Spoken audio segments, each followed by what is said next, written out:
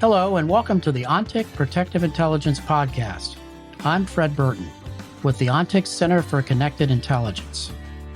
During my years as a counterterrorism agent with the U.S. State Department and time spent as a physical security expert in the private sector, I've seen it all and met many fascinating people along the way. This podcast series explores the riveting world of safety, security, and protection through conversations with leaders in the field. I'm Fred Burton, and now on to the podcast.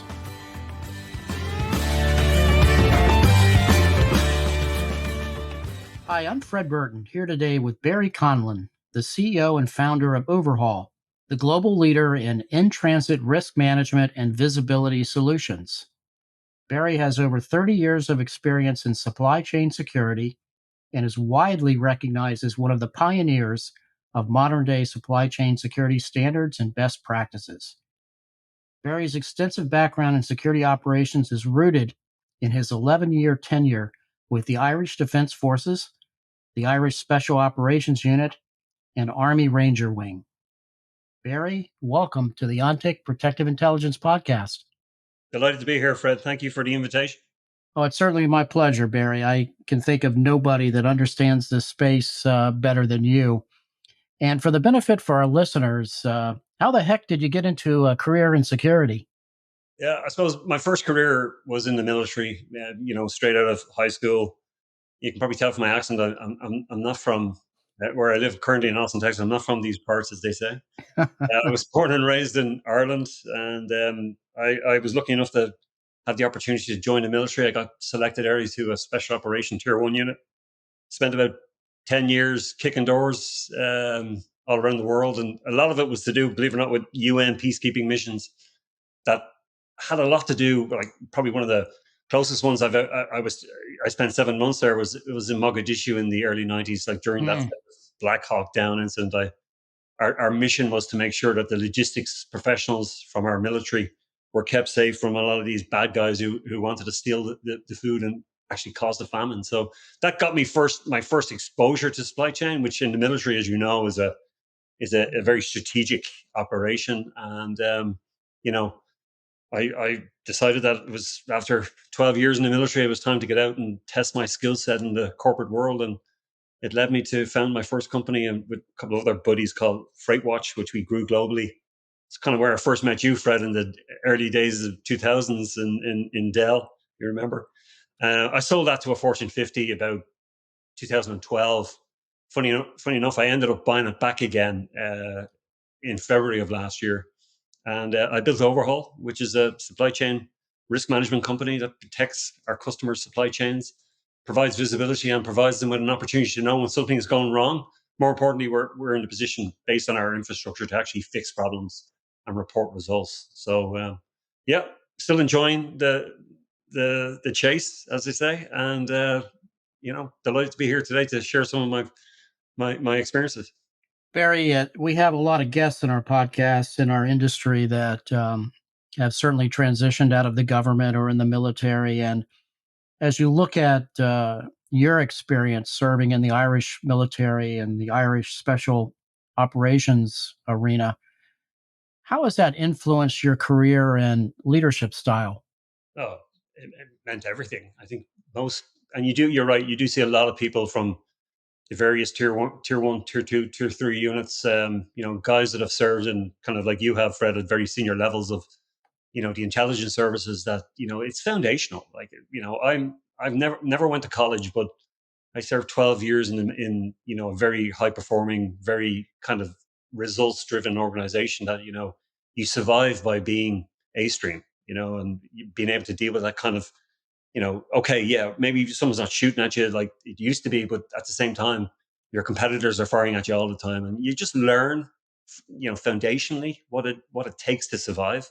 Very, very similar environments in business that you would experience in kind of that arena that we used to serve in, and if you take those lesson learns, and they absolutely are applicable to civilian life. And I've been lucky enough to say that, yeah, I never went to college, I never went to business school, but I've grown two businesses that I was involved from the get-go, and I apply lessons that I learned in the team. and it served me well. And most importantly, the core principles of what it means to be in first world, democracy military, which is, that expectation that you hold yourself to be at the top of your game and always be ready, be prepared, and you know, never let a. We all know the old stories about someone says, your plan survives doesn't survive first contact with the enemy, or what's the other one? The first punch in the chin, and that's very true. Like, and the ability to adapt and kind of pivot, stay alive, is something that in businesses, particularly as it relates to the startup world, it's so difficult to succeed, and you only succeed if you're listening to what the situation is telling you, not what you believe it should be. Which is unfortunately the graveyard of most startups, is that people can't adapt and meld their current thinking into what the market is telling them, and go there and be successful because you're providing a solution to a problem, and you're smart enough to actually spot that, and double down on what's working, and let go what's not. That takes a real mindset that in the military, you're dealing. The enemy never plays ball, and you're going to get curveballs, and if you're not ready to kind of adapt and change for that, you don't survive. And they're the kind of fundamentals I learned in my business career, which is now way surpassed my military career. But every day, what I learned in the military is put to play, and I'm just so thankful that not only did I have that experience, but it was so valuable to me. And anybody's listening who's thinking about it, and you're getting an opportunity to go and serve in any of these great units that we have in the States, whether it's military or civilian, you should take it, because it's foundational and will be always foundational in your life as you go forward. Yeah, that's very well said, Barry. I really appreciate you sharing that wisdom and sage counsel to those interested in doing what you have been so successful in doing. And when you look at Overhaul, Barry, I'm very familiar with how you go about doing your work. Explain to our audience how you go about doing that, and give our listeners a sense of your global capabilities. Sure. So logistics, for those of you not kind of versed in what it actually means for the customers we typically serve, are like high end shippers. By shippers, I mean customer, like where I first met Fred Burton, like Dell, Microsoft, Google, um, all customers of ours. They have these vast global supply chains where what you're really being asked to do as a supply chain professional is effectively manage chaos. There's so much uh, challenging situations you can imagine in a multimodal environment where you're going from road to sea, air, back to road again, rail. There's so many different modes of transportation. There's a lot of stop starts, and freight at rest is freight at risk. What we do in Overhaul is we provide that connected visibility world to our customers, where literally we connect all available technologies that already exist out there, like telematic systems, like maybe kind of remote terminals, or even iPhones. We take the information that's freely available, such as AIS systems that give you kind of maritime information, flight aware details, and we mesh all that together for our customers. And when there's gaps, we add IoT. There might be a customer who requires IoT, stands for Internet of Things, so it's basically a sensor. We would install and provide vital information like temperature, for example. But we bring that all into one pane of glass. We call it our risk management platform. And what that allows the customer to do is, because it's built on a rules engine, they can set the tolerance for compliance. And compliance is a very, very important world when in supply chain, you're relying on partnerships with lots of different vendors. And they in turn have their own partnerships with lots of different vendors that you're not contracted to, but yet are going to have charge of your freight at some point in time. So in that kind of mismatched kind of patchwork quilt world of supply chain, where it's you hope it's moving, but it may not be. You hope it's not being touched, which it may be, and you really hope it's not in non-compliance that might lead to some kind of damage or claim. So in Overhaul, we have that rules engine platform that actually allows our infrastructure, and by infrastructure I mean our watchtowers, our fusion centers, which we have around the world. We've got one in Sao Paulo, Brazil, another one in Mexico, Mexico City in Mexico. We've got one in Austin, Texas, which is primarily for global response and law enforcement liaison. And we've also got one in Prague. We've got some support operations in Dundalk in Ireland. So with that kind of global footprint, we have what we call watch officers, and we've got AI tech that's looking at all of these different inputs that particularly kind of trigger on a non-compliance event. So to give you an example, freight stops where it shouldn't stop. It's going in the wrong direction. It's getting hot. It should be cold, or vice versa. There is some kind of existential threat, like a very very dangerous part of the world where we know bad things are happening all the time. So we call those red zones. So we're aware of the current status of the freight, and our platform is designed that when there's a non-compliance event, whoever is responsible for it, that's like step two. We get flagged this. It's a push in our system, so we know, okay, there's a problem. So knowing there's a problem allows us then to lean in, identify who actually has the product. That might not be the contracted party. Like if it's a large freight forwarder, it could be a subcontractor, but it's in Serbia, right? So there's a language difficulty straight off. But we have that ability built into our platform that we can communicate, and we can quickly issue a corrective action. So the insights we're receiving are non-conformant, so we can quickly fix that, get it back into a kind of base state, kind of normalized, everything's going as according to plan, and then problems go away. So it's all about avoidance rather than cleanup. But in most cases, we rely on cooperation from these partners, like particularly the individual who has custody of the asset. These could be very, very valuable assets if you can imagine, like millions of dollars worth of equipment, pharmaceuticals, even some federal equipment that they're more worried about people putting stuff in rather than taking it out. Sure. So we're in a position to actually lean in. And then when we know that there's no resolution coming, we've got technology that connects us to global law enforcement.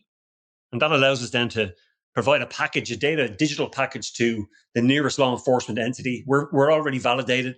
They know it's us.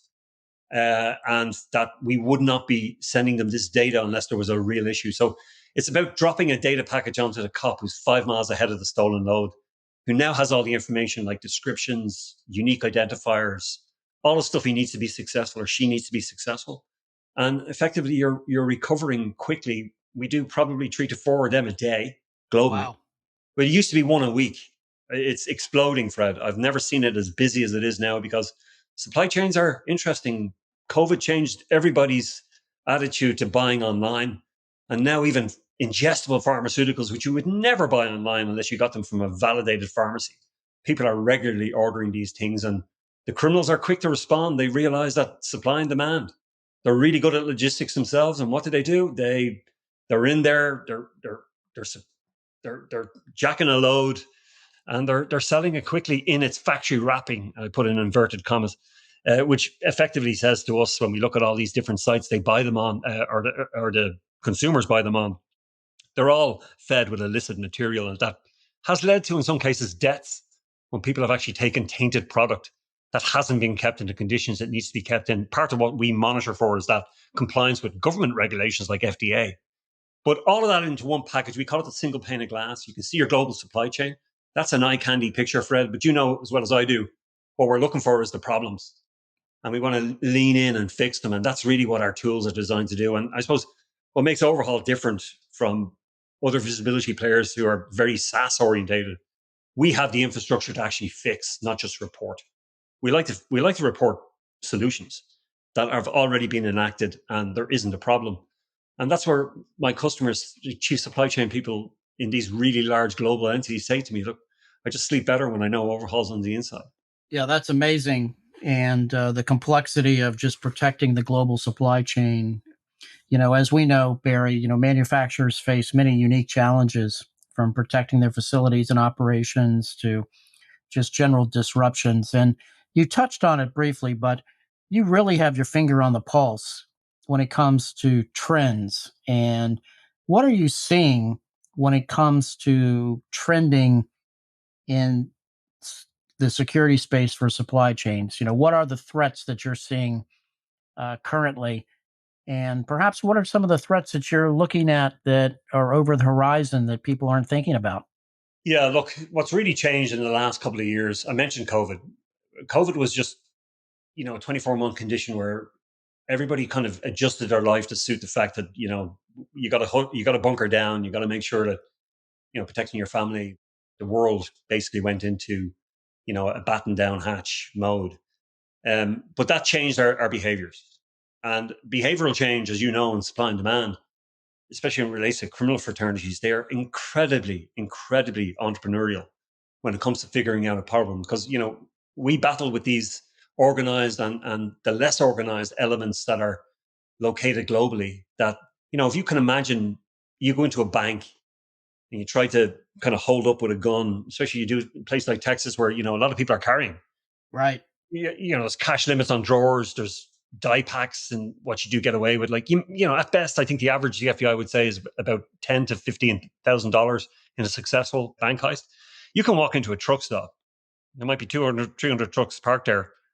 You know, I'd be shocked if, less than 10% are less than 100,000 in value. A lot of them Mm, are going to be multiple millions in value. And they've got literally no protection. The truck's running because drivers like to keep their cabs cool or warm, depending on where they are, time of year. It costs them money to turn off that tractor trailer.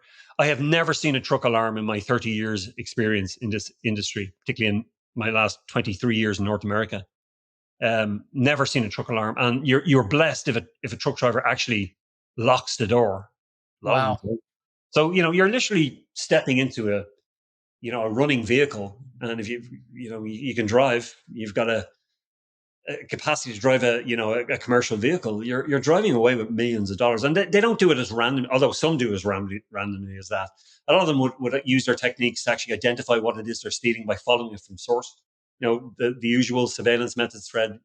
We know these guys have been using for years. They can target. They target based on identifiers like seals. Certain type of seal is used for a higher value load. They don't. Most businesses don't practice security through obscurity. They actually help the bad guy identify where to go to be successful. And unfortunately, it's like literally the old cliche of taking candy from a baby. It's incredible, and that's happening every day in places like Mexico. It's not necessarily theft like we deal with in North America. It's also hijacked there, and we've had one of our operators in the last 2 weeks was actually wounded in the leg because he didn't hand over a load that the criminals decided this is the location and the time that we're going to take this product. So you have that in different areas of the world where hijack, like in Brazil, is a much bigger problem. And again, different solutions, different layered solutions have to be applied for that. But back to your MO question is we've seen the fact that there's so many more buyers willing to buy online, not going to question something that looks legitimate when they log on to kind of shop around. And that's caused an explosion in demand. And that's being met by these criminals who realize that, I risk death and, you know, many, many years in prison for a federal crime like bank robbery, and I might get 15,000. If I steal $1 million, I'm going to get 10 or 15% on the dollar. So that's a win. And even if I'm stopped by a cop, it's considered a property crime. If I Right. go next door to a different state, they cannot pursue me.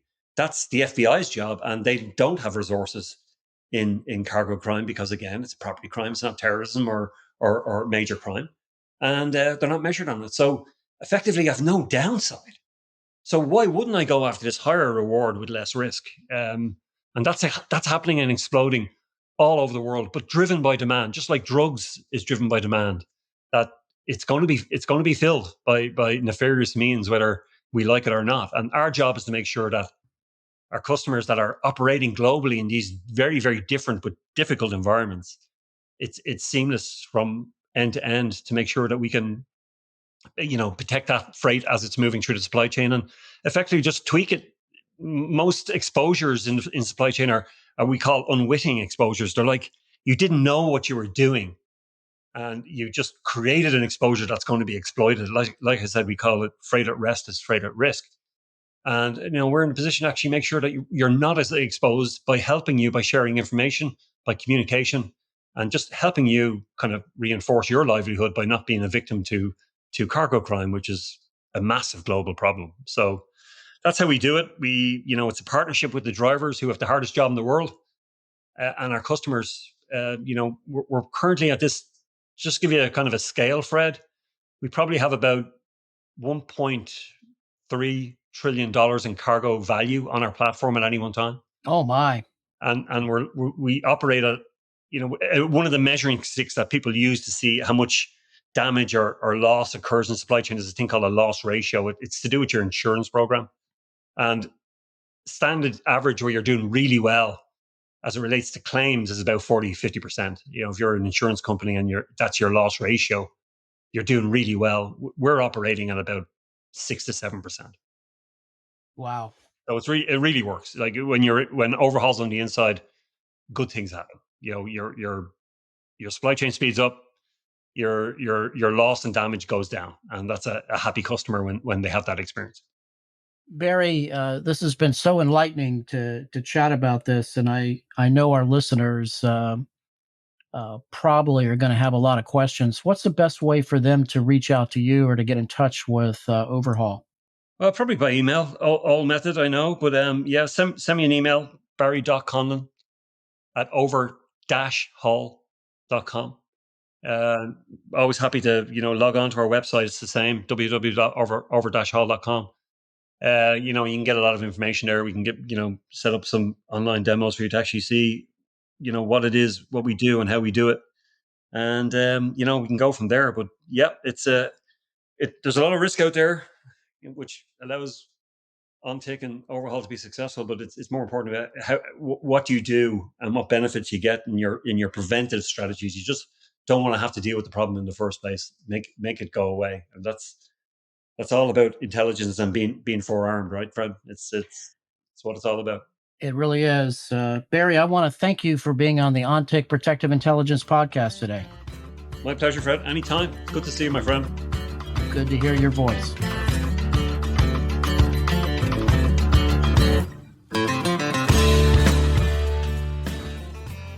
This episode was brought to you by the OnTick Center for Connected Intelligence. Learn more at ontic.co/center. Again, that's ontic.co/center. It was produced by AJ McKeon. Our music is a track called Monteverdi Ride and was written by Brian Bristow and performed by Smoke and Novas. Check them out on Spotify. Please remember to rate and review our podcast on iTunes and subscribe on Apple Podcasts, Spotify, or wherever you get your podcasts. If you have questions, we'd love to hear them. You can reach us at podcasts@ontic.co or visit ontic.co/center for more information. Thanks for listening.